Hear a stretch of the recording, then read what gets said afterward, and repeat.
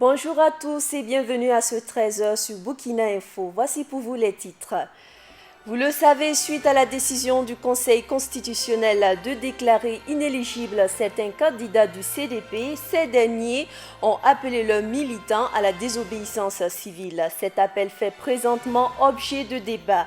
C'est dans ce contexte que le cas d'Hervé Ouattara a rencontré la presse ce matin. Et au cours de ce journal, nous parlerons aussi de la clôture de formation de l'Union nationale de l'audiovisuel libre du Faso en partenariat avec Canal France International et ce à l'intention des hommes de médias.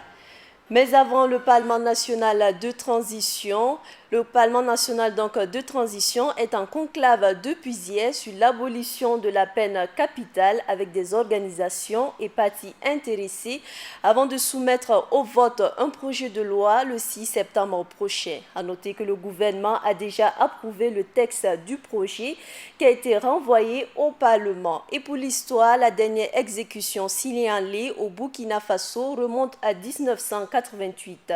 Si la loi est adoptée, le Burkina Faso rejoindra les 17 pays d'Afrique subsaharienne ayant aboli la peine de mort. La législation du Burkina Faso prévoit actuellement l'utilisation de la peine de mort dans le code pénal, le code de justice militaire et l'article 4 de la loi relative à la sécurité des chemins de fer. Depuis hier, vendredi, tous les regards sont rivés sur la Cour constitutionnelle du Burkina. Eh bien, ces choses faites, la Cour a statué sur le sort des 22 candidats présentement déclarés à la présidentielle du 11 octobre. On n'attend plus que la publication de cette liste. Et pour l'instant, nous sommes en ligne avec Joël Zoundi, notre journaliste sur les lieux. Allô Zoundi, bonjour. Alors, bonjour, Benazir Boudou. C'est Absoa Lida, merci. Alors, quelle est la situation présentement au Conseil? Oui, après en tout cas 2 jours d'intense travail, les sages du Conseil constitutionnel sont parvenus en tout cas à la publication officielle des candidats retenus pour la présidentielle de octobre. Actuellement, nous sommes en train d'assister à l'affichage, en tout cas du délibéré du Conseil des sages.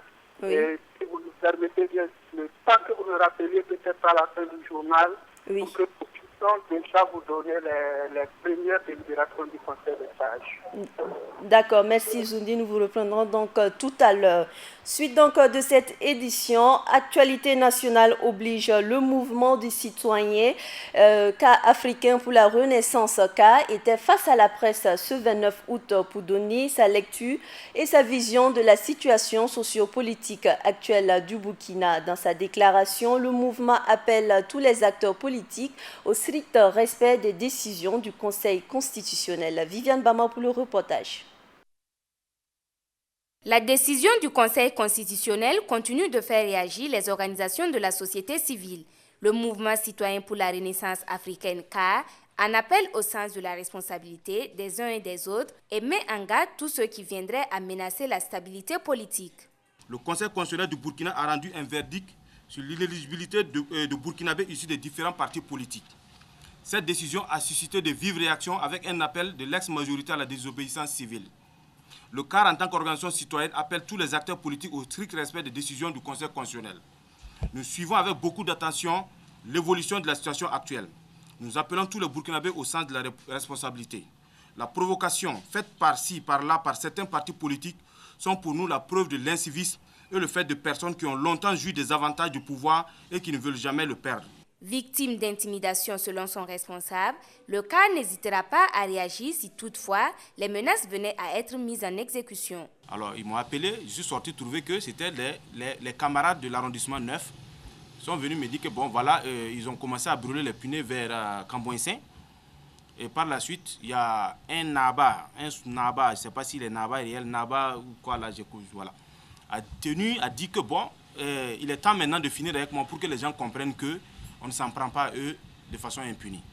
Là, ils ont décidé de marcher sur ma maison. Nous n'allons pas être les premiers à toucher, à attaquer. Mais si on nous attaque, honnêtement, je pense que vous serez témoin de ce qui va arriver. Les militants du mouvement citoyen africain pour la Renaissance se disent en tout cas prêts à préserver les acquis de la transition pour qu'au final, les élections puissent se tenir à bonne date au Burkina Faso. Je vous l'annonçais en titre, à l'approche des joutes électorales au Burkina Faso, l'Union nationale de l'audiovisuel libre du Faso, en collaboration avec Canal France International, a entrepris une série de formations depuis le 17 août dernier à l'endroit, entre autres, des journalistes de certains médias nationaux pour la conduite professionnelle des émissions et débats électoraux. Les bénéficiaires ont eu droit à une attestation ce samedi. Gallo Rodrigue. À travers le projet Faso Média initié par Canal France International et l'Union nationale de l'audiovisuel libre du Faso, ce sont des journalistes et techniciens de 30 chaînes de radio et de 3 de la télévision à avoir bénéficié d'une formation sur la conduite des émissions interactives en radio et la conduite et la réalisation des débats en télé. Alors, en ce qui concerne les radios, notamment sur l'interactivité, vous savez très bien que l'interactivité, c'est un sujet préoccupant de l'heure. Et je crois que les journalistes qui ont bénéficié de ces formations aujourd'hui sont plus outillés, comprennent beaucoup plus pourquoi il faut mieux gérer donc, les émissions interactives et comment il faut les faire. Et ça, c'était vraiment très important. Maintenant, pour les télévisions, il s'est agi donc de les outiller en matière de management éditorial, mais aussi en réalisation technique et aussi en débat, dans l'optique d'organiser une soirée électorale dans chaque télévision. L'objectif de cette formation est d'amener ces radios et télévisions partenaires à travailler en synergie pour la couverture des élections à venir. Concours à une meilleure prise en charge des élections par les médias du Burkina Faso, Et voilà pourquoi nous avons commencé donc des synergies. Et bon, le cumul, on va dire le point d'orgue de cette synergie doit pouvoir nous amener à produire une soirée électorale en commun, donc avec une trentaine de radios et plus, et réaliser donc ce que nous avons appelé le grand oral, où nous inviterons tous les candidats à faire face à un panel de journalistes et d'experts des OSC pour soumettre à la critique leur programme de société. Des diplômes ont été décernés aux participants à cette formation de 2 semaines. Et ces derniers ne cachent pas leur satisfaction quant à la tenue d'une telle formation. On peut dire que cette formation nous a apporté beaucoup en ce qui concerne donc les émissions interactives.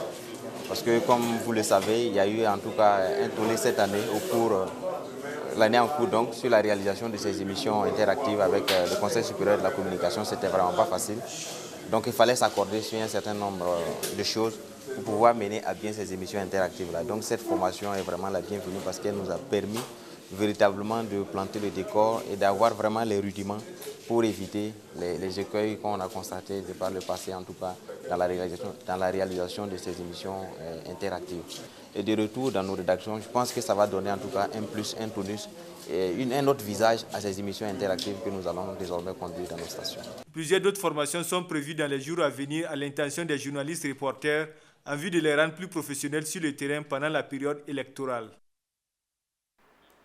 Cela dit, à travers un communiqué, le service du gouvernement informe qu'à la suite de la visite rendue au président du Conseil national de la transition, le grand chancelier des ordres burkinabés était dans les locaux de la CENI au cours de la semaine. Une visite qui s'inscrit dans le cadre de la tournée que celui-ci a entrepris depuis sa nomination auprès des autorités religieuses coutumières et de certaines institutions de la République.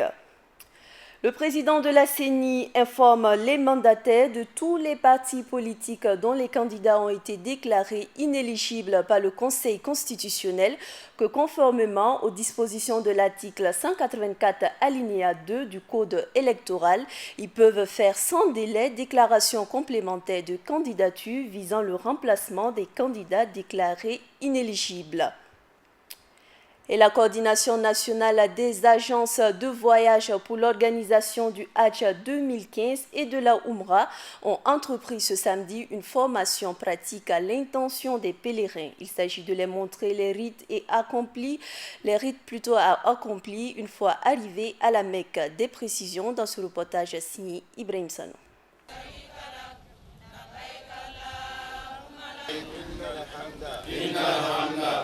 La coordination nationale des agences de voyage pour l'organisation du Hajj et de la Umrah, CONAVO, a organisé ce samedi 29 août 2015 une formation à l'intention des pèlerins pour le Hajj 2015. Il s'agit pour le CONAVO de mettre les pèlerins en situation pratique par rapport aux rites qu'ils auront à accomplir à la Mecque. On sort 2 millions, surtout avec le coût de cette année, quand on sort 1 800 000 à 2 millions et qu'on part chercher Allah subhanahu wa ta'ala, c'est la grâce du Dieu, il faudra qu'on sache qu'est-ce qu'on part faire au Hajj. C'est vrai que les agences que vous voyez ici ont formé de façon théorique les pèlerins dans leurs agences. Donc ce matin, c'est de faire la pratique pour que les gens comprennent quel est l'effort qui les attend là-bas, quel est le travail réel qui les attend. Parce que le fait d'entendre que, bon, ici on doit faire ceci, ici on doit faire cela, dans la réalité, quand ils vont arriver là, ils vont se rendre compte que ce n'est pas aussi aisé. Et donc c'est déjà pour les mettre en situation réelle. Les pèlerins auront à remplir plusieurs rites au cours de ces pèlerinages. Bon, les rites, il s'agit de voir la tawaf, ce qu'on appelle la circumambulation, c'est-à-dire tourner 7 fois autour de la Kaaba que vous verrez derrière moi. Et ensuite, à partir de là-bas, maintenant, on fait Safa et Marwa, et 7 fois aussi. Et à partir de là-bas, ça c'est pour faire la Umrah, c'est-à-dire le petit pèlerinage. De là-bas, maintenant, on repart et on revient maintenant. Il y a un jour qui est donné pour maintenant aller à Mina. Mina, vous verrez Mina un peu derrière nous, ça a été matérialisé aussi. Et donc ils partent à Mina, ils font le séjour là-bas, une nuit, et ils continuent à Arafat. Et on dit le Hajj c'est Arafat, ça veut dire que c'est vraiment la station d'Arafat. Et donc ils se retrouvent à Arafat, ils font une journée, et ils reviennent maintenant à Mina pour faire les 3 jours avant de revenir à la Mecque. Donc en fait c'est ça qu'on a essayé de mimer ce matin pour les pèlerins. Près de 3000 pèlerins effectueront le pèlerinage à la Mecque et le premier vol est attendu pour le 7 septembre. Les pèlerins devront donc rester à l'écoute de leur agence en attendant leur départ.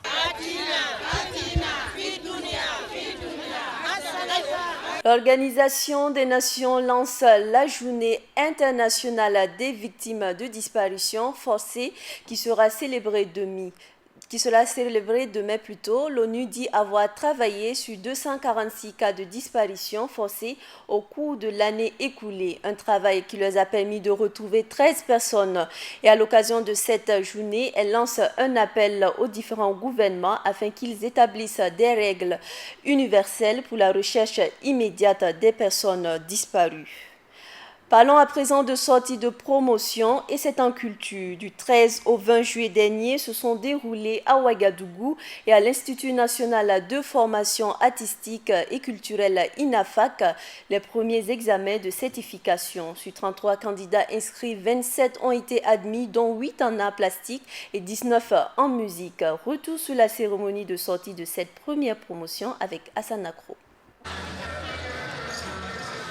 Fin de parcours pour ces élèves de l'Institut national de formation artistique et culturelle INAFAC.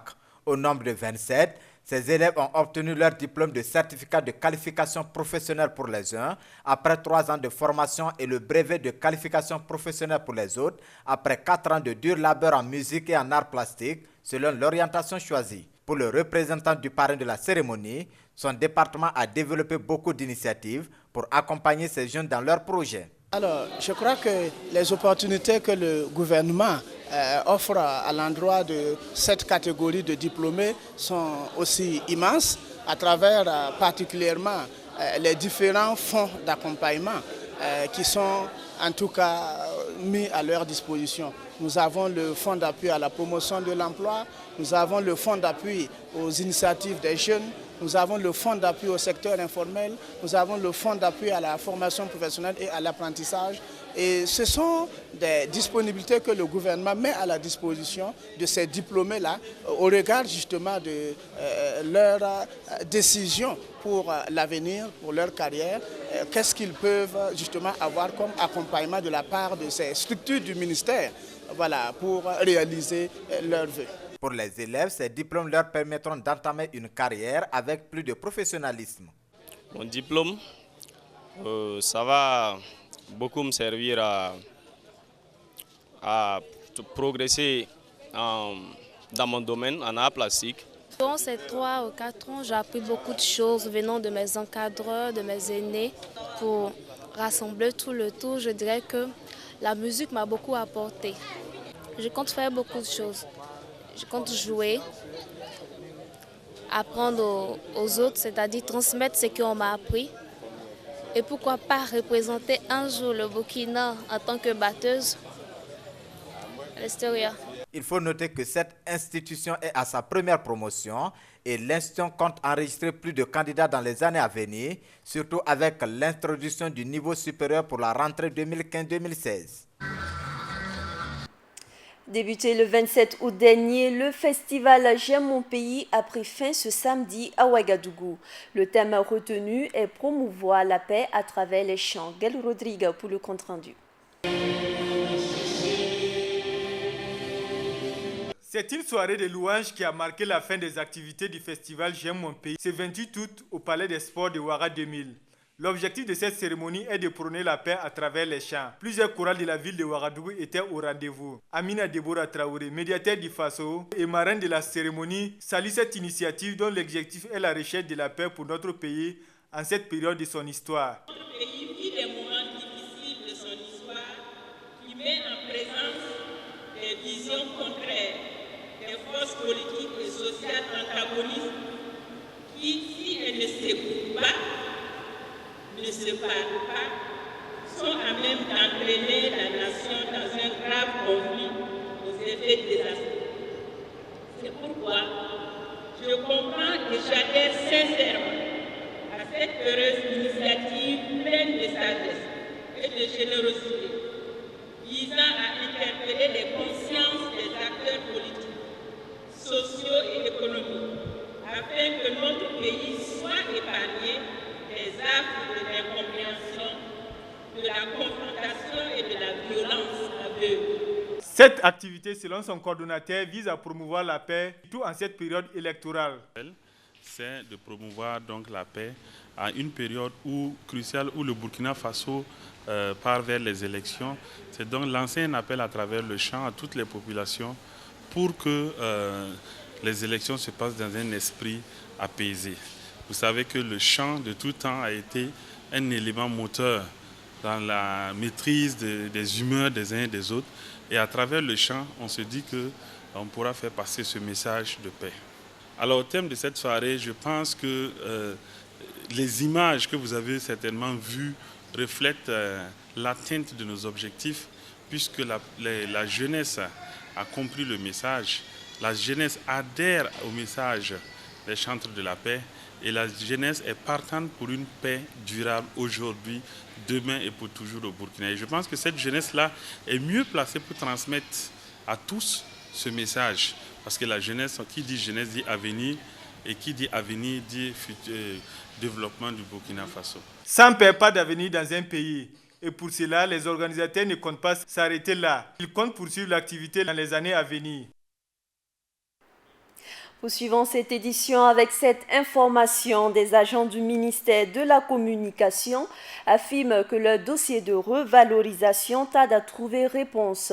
Décidés à se faire entendre, ils entendent tenir un sit-in les jours à venir dans les locaux de leur ministère de tutelle. Ces agents regroupés en un collectif affirment que leur dossier se trouve actuellement aux portes du Conseil des ministres pour une validation. Ils en appellent donc à la responsabilité du Premier ministre et du ministre de la Communication chargé des relations avec le Conseil national de la transition, porte-parole du gouvernement pour qu'une solution rapide soit enfin trouvée à leur problème. Si rien n'est fait pour un traitement diligent de leur dossier, le collectif se donne les moyens de poursuivre indéfiniment son mouvement jusqu'à la satisfaction totale de sa doléance. Et la réglementation du travail dans les débits de boissons au Burkina Faso n'est pas encore effective à certains endroits. En effet, la majeure partie de ces travailleurs sont des jeunes filles se retrouvant désespérées à travailler pendant de longues heures dans les restaurants ou maquis, et ce à la recherche de meilleures conditions de vie, et ce sans aucun contrat de travail. Gail Rodrigue est allé à leur rencontre. Les personnes qui travaillent dans les débits de boissons sont très souvent confrontées à d'énormes difficultés. Ces difficultés sont entre autres d'autres salariales et relationnelles. Les clients, ils sont bizarres souvent. Souvent quand ils sont saoulés comme ça, ils peuvent te dire, par exemple la dernière fois, ils ont failli frapper une de nos collègues ici. Il y a un client qui a demandé qu'elle change la braquina. Elle a dit, ah, il n'y a pas plus frais que ça. Effectivement, il n'y avait pas plus frais que ça. Il est rentré, il a demandé au plongeur. Le plongeur, il a donné une autre braquinable.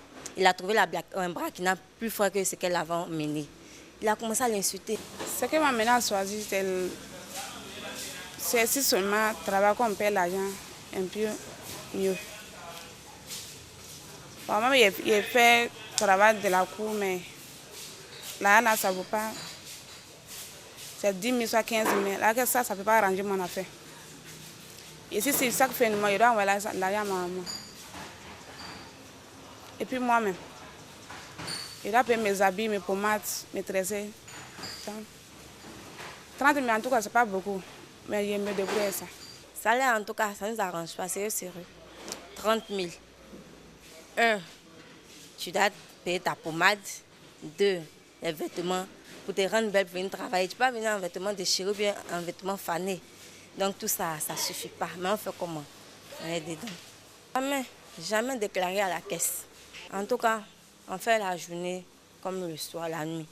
Dans la journée, on monte à 10h30 pour descendre à 18h30. Le week-end, c'est à 19h30 qu'on descend. Maintenant, la nuit, on monte à 18h30.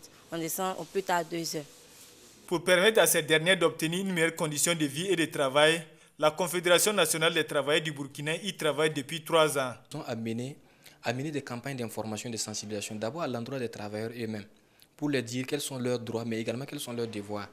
Et également auprès des employeurs pour leur dire un peu comment est-ce qu'ils doivent s'organiser prochainement pour arriver quand même à encadrer un tant soit peu ce secteur d'activité-là. Et par fini, nous avons mené des plaidoyers auprès de ces employeurs, auprès de ces travailleurs, même auprès de l'État, pour qu'on essaie de jeter un regard vraiment sur ce secteur d'activité-là, afin que de plus en plus, on ne traite plus ces travailleurs-là de sous-travailleurs, mais qu'on les prenne en compte comme des travailleurs dans le sens même de la loi 028 portant code du travail au Burkina Faso. Et aujourd'hui, nous sommes un peu satisfaits parce que la plupart des employés de ce secteur que nous avons rencontrés ont commencé à changer de vision, à changer de mentalité par rapport à ça. En plus de la loi 08 portant code du travail, une convention pour réglementer le travail dans les débits de poissons serait la bienvenue. Les ministres des Finances et les gouvernements des banques centrales se rencontreront le 4 septembre prochain à Dakar, au Sénégal, dans le cadre de la 8e réunion ordinaire du Conseil de convergence de la CEDEAO, ainsi que plusieurs cadres de la sous-région ouest africaine prendront également part à cette rencontre. Les travaux porteront sur plusieurs points, dont notamment l'évaluation, le processus de création de la monnaie unique de la CEDEAO. Cette session sera précédée du 31 août au 2 septembre d'une réunion du comité technique de suivi des politiques macroéconomiques de la CEDEAO. Les 10 doigts étranglés dans des anneaux en fer et visiblement enflés, au cou un ensemble entremêlé de colliers fait de chaînes de moto ou de vélo. C'est là entre autres la description physique de la plupart des déficients mentaux communément appelés fous qu'on rencontre un peu partout à Ouagadougou. La question de la gestion et du suivi de ces personnes se pose avec acuité, surtout qu'il y en a qui sont souvent dangereux. Suivez plutôt ce reportage de Gaël Rodrigue. Il n'est pas rare de croiser les va-et-vient des déficients mentaux communément appelés fous dans la ville de Ouagadougou. Ces fous, on les rencontre un peu partout. Cette situation très inquiétante pose un problème de sécurité tant du côté de la population que des malades eux-mêmes. La présence de fous dans la circulation, c'est un problème, c'est pas sécurisant. Premièrement pour les usagers, deuxièmement pour les fous eux-mêmes. C'est un danger. Bon. Je me souviens, il y a quelques années, il y avait un fou qui était au niveau du feu de Koulouba, qui avait une barre de fer. Les autorités avaient été interpellées dans les journaux, à travers les médias, mais rien n'a été fait. Mais il se trouve qu'un jour, ce fou-là a pris cette barre de fer-là et il a agressé 3 ou 4 personnes. Pour éviter une quelconque agression de la population, les plus agressifs sont mis hors d'état de nuire par la police municipale. Lorsqu'ils commencent à être agressifs, nous intervenons pour les sortir de la circulation afin de protéger la population. La police intervient également dans les familles où la présence des malades mentaux pose problème. Très souvent, ils sont violents et donc les familles ont le numéro vert de la police municipale et elles appellent régulièrement pour demander notre contribution afin de pouvoir amener ces enfants-là au niveau des centres de soins. Voici donc une opération à laquelle nous avons assisté.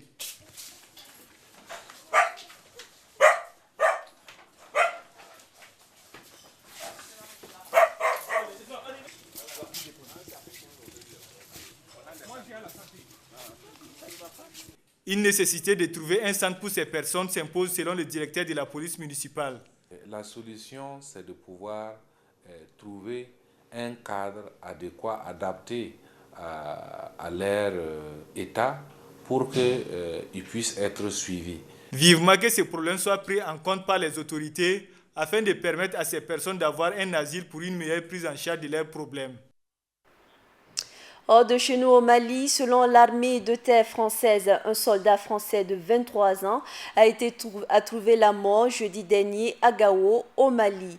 Il faisait partie de l'opération Berkane, une mort survenue à la suite d'un tir accidentel effectué par un autre de ses frères d'armes de nationalité française également. Et en Égypte, 3 journalistes de la chaîne de télé Al Jazeera ont été condamnés à une peine de 3 ans. Ces journalistes de nationalité australienne, canadienne et égyptienne sont accusés d'avoir donné de fausses informations pour soutenir les frères musulmans. Et c'est tout pour cette édition. Merci à vous de l'avoir suivi.